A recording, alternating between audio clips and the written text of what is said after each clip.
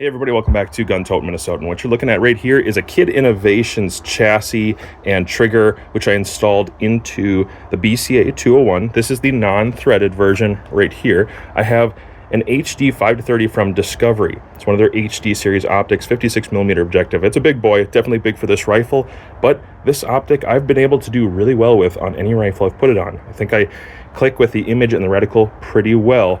And I've also got the threaded version, BCA 201. These are both 22 LR. Has that BX trigger, kind of like an improved trigger from your standard 1022s. And I have the 6-36 on top of that. And all I'm going to do today is a little comparison between this guy and that guy. Optically, yes, this might have a slight disadvantage because it's not the ED glass. But I'm going to say I shoot both of these optics really well. I shoot both of these rifles pretty darn well. I'm going to be going through 4 or 5 different kinds of ammo as well to test this out.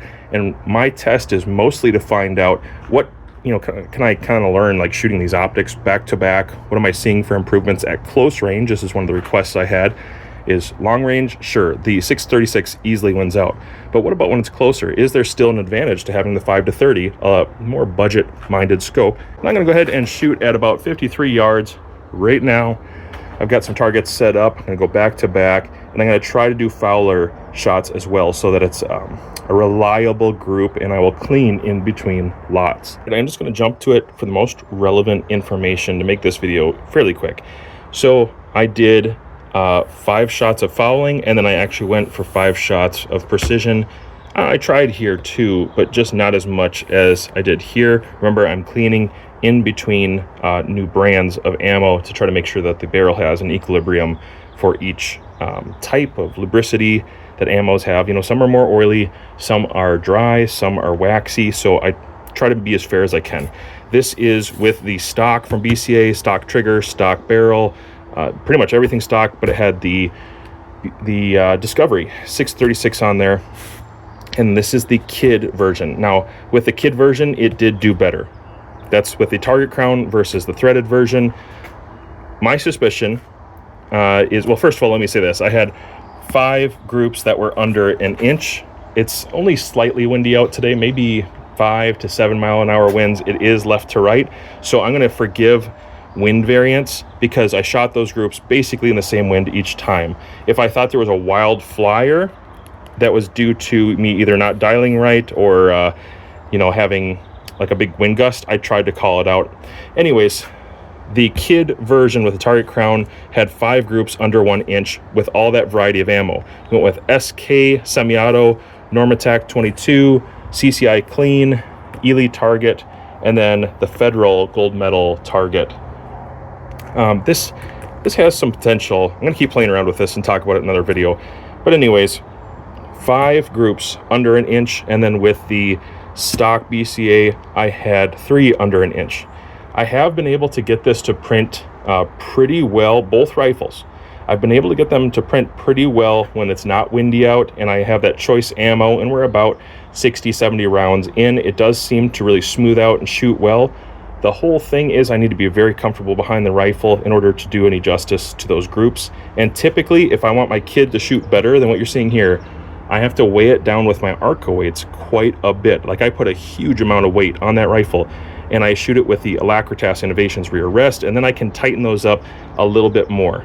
Typically, I0, believe it or not, with the Norma 22. I know it's 3/4 inch, or it's 3/4 inch groups at 53 yards. That's not amazing compared to some of the other groups that are just slightly tighter, but it's an affordable ammo and I can hunt with it. It does pretty good. I think what I would like to do after trying this out is I would like to take the the barreled action out of this and put it in that stock, and then put that barreled action on this, or in this chassis. Take this optic and put it on there, and put that optic on here, and then replicate the test. Do that one more time. I do have a suspicion that whatever one I shoot inside of this Kid Innovations chassis with the Kid trigger, I'm probably going to shoot the best. A lot of that has to do with comfort. I think the barrels are fairly similar. What I'm seeing is that generally it doesn't favor one ammo drastically more than others most of the time. I do have some trouble with certain lots of ammo that Like Federal Auto Match just doesn't seem to group well out of either of these guns. Yeah, well, that being said, guys, I think I'll switch these around. So I'm basically going to take that barrel to action, put it there, that one, put it here, and then switch optics one more time. So I'm contrasting and changing all sorts of things. I will tell you, as far as a shooting experience goes, I really like the center dot on this, and clearly it did not hold me back because I did have some better performance with that one. That larger size center dot works well for me, but I would be lying if I didn't admit that this 6-36 absolutely has optical clarity that is going to rival this by quite a bit. It's noticeable right away. I have hazy conditions out. There's fires in Canada. That's why I didn't do this at 100 yards today. It's just very hazy, but I'm noticing that this one is easily superior. This is more optic than I need on either of these rifles, but it's more appropriate on this rifle, this chassis gun, than it is for this. At the end of the day, one of these will be a little bit more set up for target shooting. One of these is going to be set up more for hunting, and I'm not sure which one is going to be which. But follow along, guys. I'll have another video probably soon enough where I switch those components around and we find out if there's any change and what those changes might be. Thanks for watching. If you like this video and you want to see more on these, maybe watch one of these videos that's been selected for you.